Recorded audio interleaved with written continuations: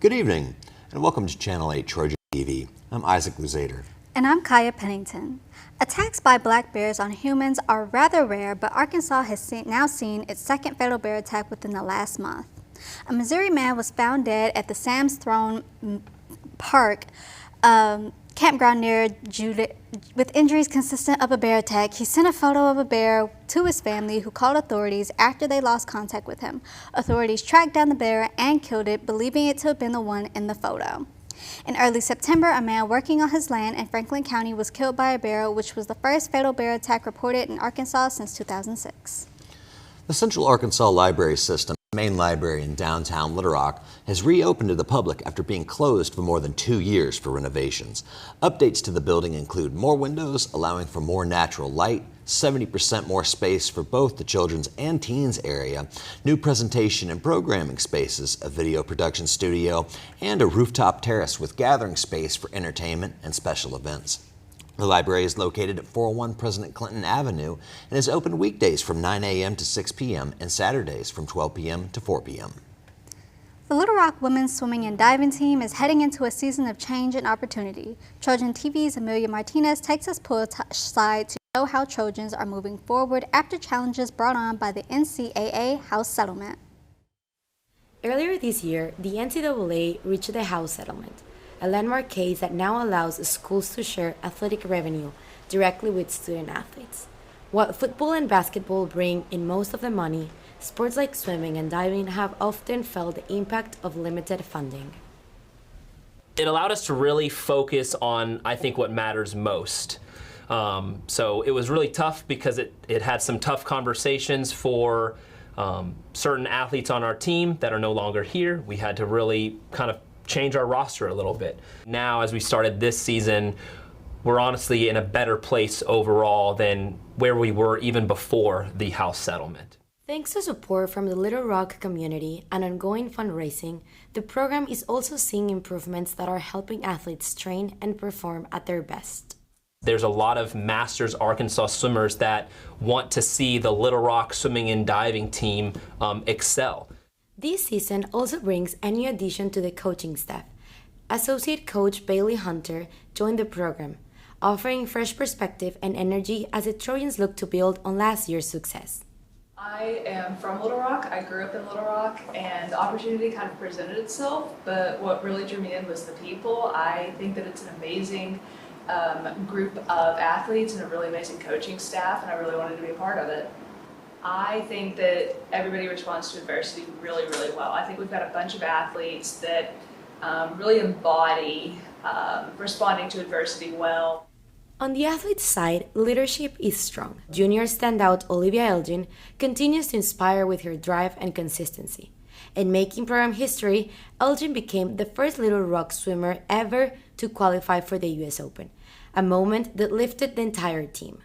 I think it just shows how our program has came and the training that Nathan and the time that he's poured into us and everything. And I think it was just such a random moment. I was not expecting it at all. So when it came and I knew what it was and came to terms with it, it was just wow, this is an amazing opportunity. And I think it'll help really get Little Rock's name out there, which I think is very inspiring as well. I'm very excited to not only represent myself and my family, but also the team when we go to Austin. With strong leadership, new talent, and community backing, the Trojans are confident they can thrive this season. After celebrating their first relay podium finish at the conference last year, and now with the US Open qualifier, the team is aiming to bring home even more. The team will host the first Little Rock Fall Invite on October 10th and 11th, ready to show how far they've come and how far they can go. UA Little Rock Downtown will hold an Ethics of AI panel Thursday to explore ethical use of AI, concerns around the rapid increase in AI usage, and the risks of ignoring ethical concerns about AI. The panel of experts will include professors from UA Little Rock and UAMS that specialize in philosophy, history, and biomedical informatics, as well as Dale Rutherford from the Center for Ethical AI. The event begins at 5:30 p.m. at 333 President Clinton Avenue. After a sweaty September, folks in Central Arkansas are set to enjoy a bout of sweater weather. After the break, Trojan TV's Hannah Nash will tell us about the nip in the air headed our way.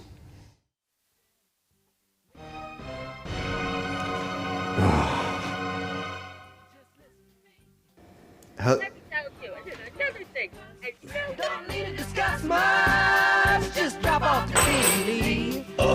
done. We're there when he drops off that key. For more information on Lucky the Locksmith Company, call 501-555-1115.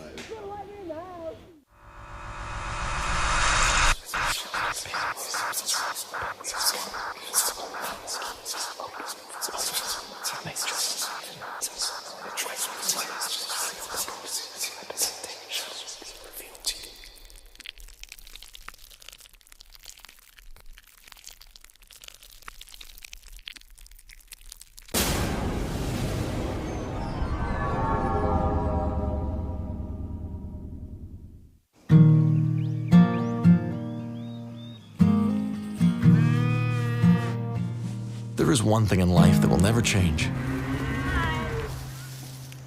That you can learn all you need to know about a person by what they hold close. How they treat others. And how they do their job.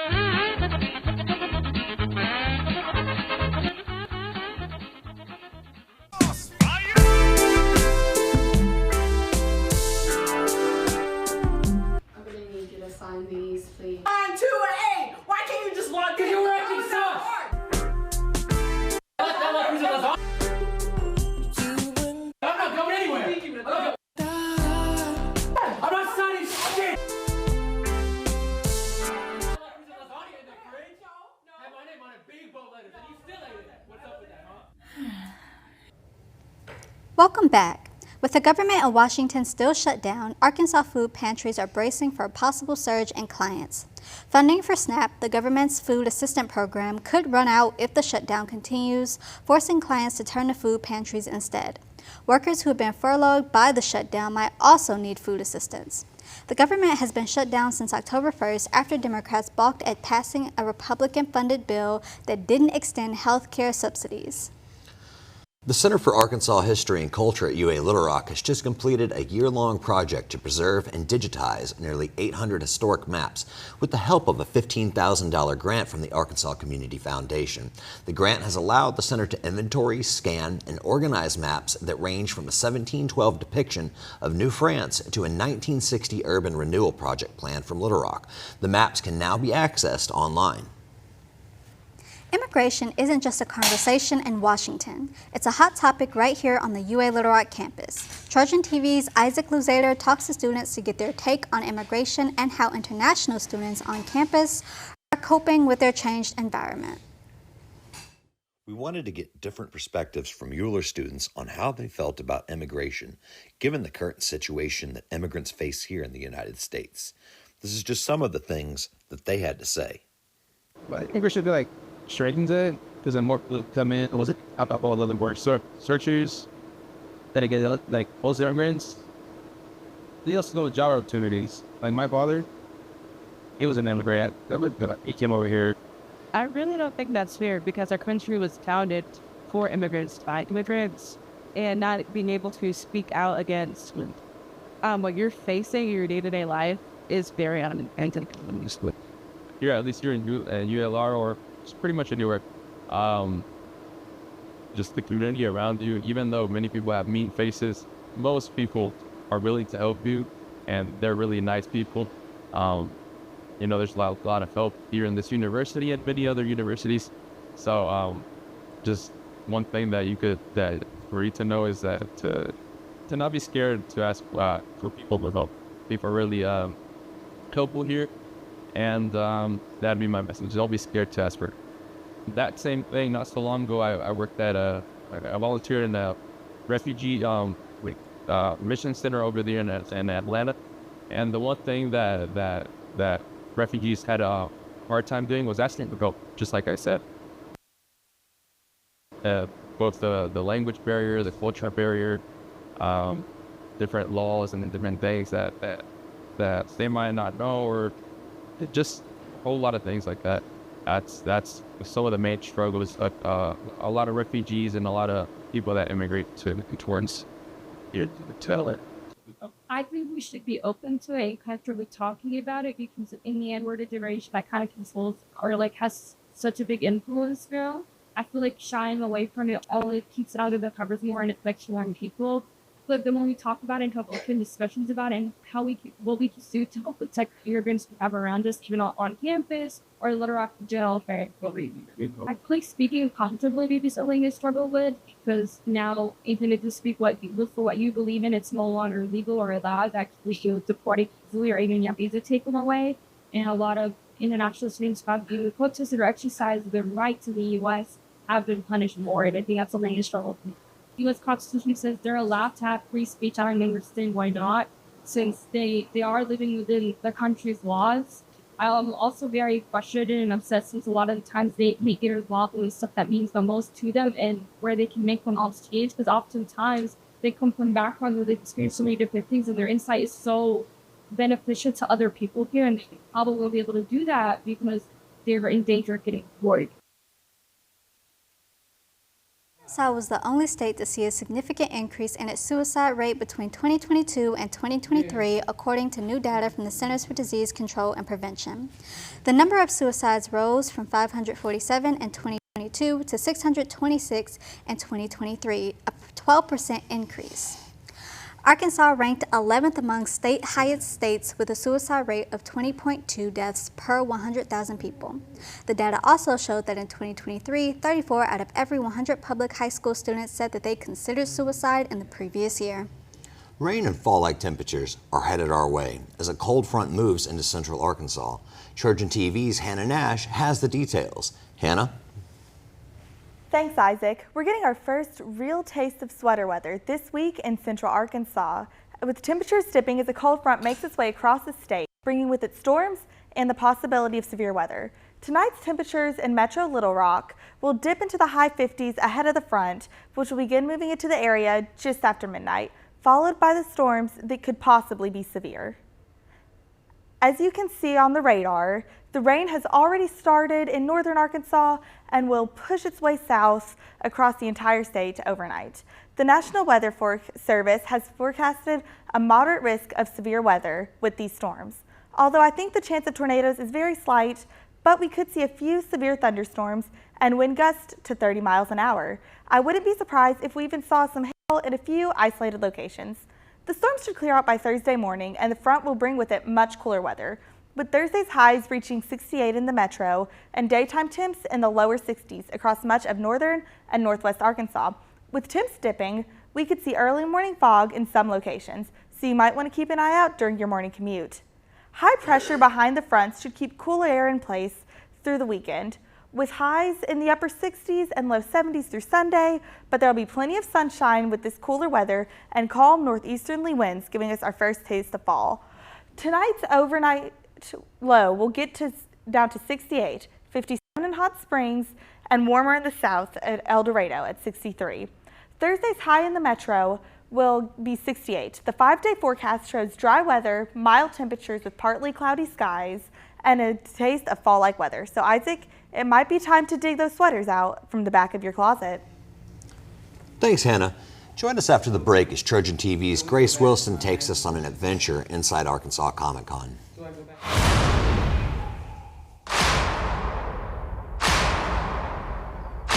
Some people move on, but not us.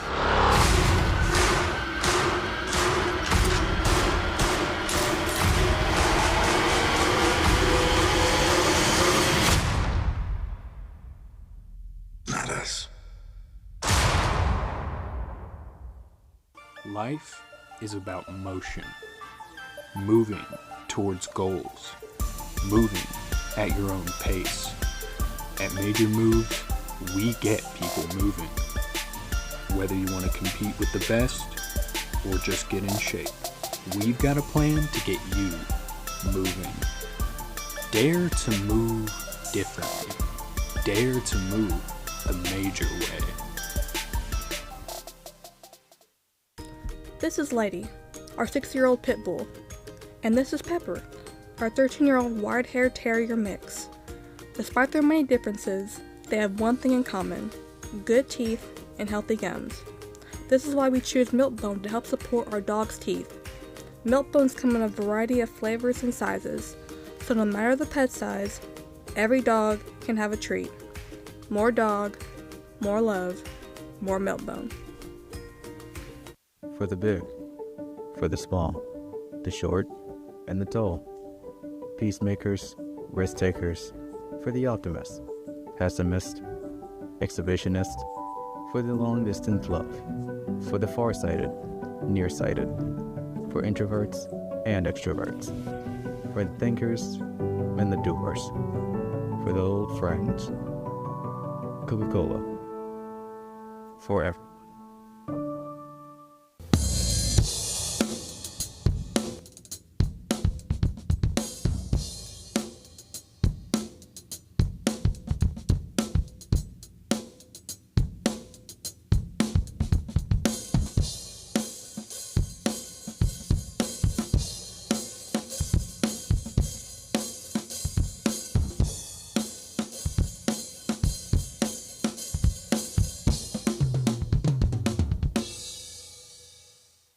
Don't take less when you can have it all with Taco Bell's 5, 7, and 9 Lux Decades boxes.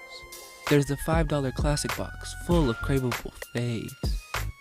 The $7 Supreme box for your swankier side. And the $9 Cantina Lux box includes the slow roasted Cantina chicken burrito. Get Lux for less with the 5, 7, and 9 Lux Decades boxes at Taco Bell. Welcome back. Fire deaths in Arkansas for 2025 have already more than doubled the number recorded in 2024, with a rate higher than the national average. Among the fatalities are 5 here in Little Rock. The State Fire Marshal's office says a lack of smoke detectors in homes is a leading cause of fatalities.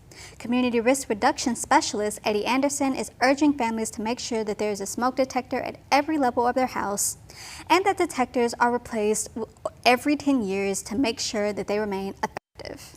From epic cosplay to old and young coming together to show their unique sense of creativity and surprise celebrity sightings, we're taking you inside the wildest weekend in pop culture, Arkansas Comic Con. You've never seen it before. Trojan TV's Grace Wilson has this report. Coming at you live from the State House Convention Center in Little Rock, Arkansas, we are at Comic-Con today to show the ins and outs of how everything is set up to become the magnificent event people cannot stop talking about. Here, I have Joey Mills in the heart of Comic-Con sitting down to tell us more about the operations going into such a huge experience. For a long time, the Comic-Con scene was kind of a small niche community. It wasn't always cool, if that's the right word, to talk about some of the things you're fans of, if it's anime or Star Wars, Star Trek, whatever, D&D. It wasn't always this accepting in pop culture. So it kind of started off smaller, and you were looking for people who were fans of the same type of things that you were. And that's kind of where this whole thing started with Comic-Cons, was people who were fans of comic books, video games, board games, TV, movies, certain things that were very genre specific that weren't widely available. You couldn't just go out on the street and talk to people about those types of things. So Comic Cons were built initially to bring those communities together. Comic-Con has been around since the 1970s and has brought in over thousands of people every year. This event is special to those anime and comic book readers as well as to me for it being my first time attending. This event brings in many people of different paths and backgrounds to produce a hard-hitting, fun event anyone can enjoy. It's not pack them in, take all their money, and everybody's just kind of miserable. Even if you had a good time, you're kind of miserable going to some of the bigger cities, bigger shows.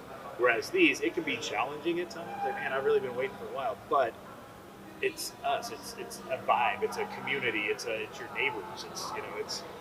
You don't get those feels at the bigger cities and at the bigger shows. While food options are available within the event, there are also some delectable restaurants you can stop at close by. Parking is limited, so it's best to arrive early to grab a convenient spot. You see, little pockets of people that continue to grow in number year after year when you do these events over and over in the same areas. You start to see those connections form that we're not even facilitating. We're just opening the venue and saying, hey, come on in. The amount of people here today encapsulating their uniqueness is a refreshing sight. Cosplayers are bringing characters to life at this year's convention. The floor is crawling with creativity as these fans showcase their passions through extravagant costumes and bold self-expression. It's more than dressing up for them. It's about the community, identity, and celebration of what makes each individual unique. These things have just exploded in scale and in size and in the number of people that attend and the number of guests that are coming in. So just watching all that take place, watching those connections, people that were, not always welcome for the things they were fans of, to find their community in events like this, this is the most rewarding part of it. After the break, join us for the story of a fallen Arkansas soldier being honored by his hometown. This is Lady, our 6-year-old pit bull. And this is Pepper, our 13-year-old wide-haired terrier mix. Despite their many differences, they have one thing in common: good teeth and healthy gums. This is why we choose Milk-Bone to help support our dog's teeth. Milk-Bones come in a variety of flavors and sizes, so no matter the pet size, every dog can have a treat. More dog, more love, more Milk-Bone.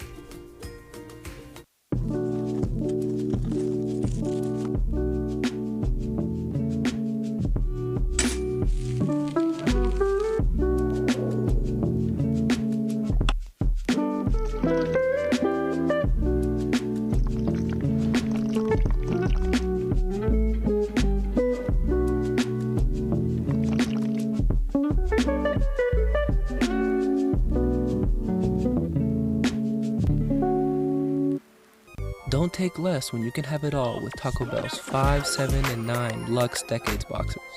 There's the $5 Classic box full of craveable faves. The $7 Supreme box for your swankier side. And the $9 Cantina Lux box includes the slow roasted Cantina chicken burrito. Get Lux for less with the 5, 7, and 9 Lux Decades boxes at Taco Bell.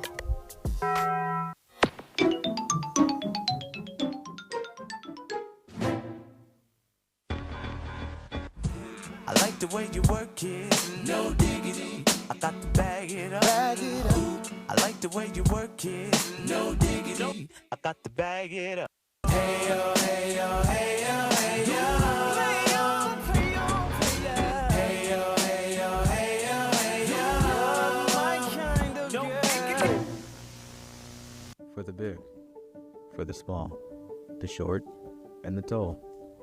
Peacemakers, risk takers, for the optimist, pessimist, exhibitionist, for the long-distance love, for the far-sighted, nearsighted, for introverts and extroverts, for the thinkers and the doers, for the old friends. Coca-Cola, forever. UA Little Rock is welcoming world-renowned chef, author, and indigenous food advocate Chef Sean Sherman to campus as part of the Winthrop Rockefeller Distinguished Lecture Series on October 21st and 22nd. Sherman will explore the intersections of sustainability, culture, food, and community health, including an interactive foraging journey. Events are free and open to the public. An Arkansas soldier who made the ultimate sacrifice in Vietnam is being honored by his hometown of Benton. Trojan TV's Tim Wainwright has this report. As far as that bridge go, I think they did a commendable job. The city of Benton honors fallen soldier Colonel Carrillo Fuller Jr., putting his name on the overpass at Ralph Bunch community. We spoke to his brother, Mr. Carl Fuller, about insight to his brother as a man and as a brother. What I would like for him to know, well, the kind of person he was. I mean, he wouldn't back down from anything. And he always had the community best in mind. Whatever was better for the community, that's what he had foremost in his mind and foremost what he wanted. If he was here now, he would definitely be a leader in the community.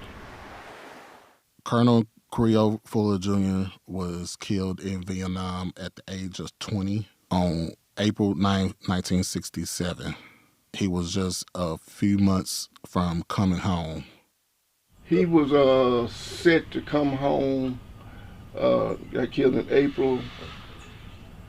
In June, I believe. He only had a couple of months left. Because I think at that time, I think you had to do at least a year tour duty. And his year was almost up.